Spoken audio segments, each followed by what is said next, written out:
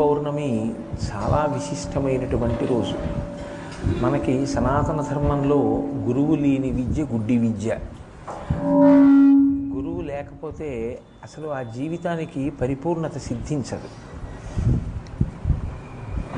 గురుర్బ్రహ్మ గురుర్విష్ణు గురుర్దేవో మహేశ్వర గురు సాక్షాత్ పరబ్రహ్మ తస్మై శ్రీ గురవై నమః అని నమస్కారం చేస్తాం. గురువే బ్రహ్మ, గురువే విష్ణువు, గురువే శివుడు.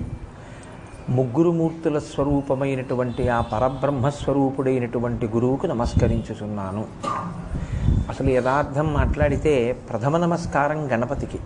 గణపతికి నమస్కారం కన్నా కూడా ప్రథమ నమస్కారం గురువుగారికి. అసలు గురోచ్ఛిష్టమే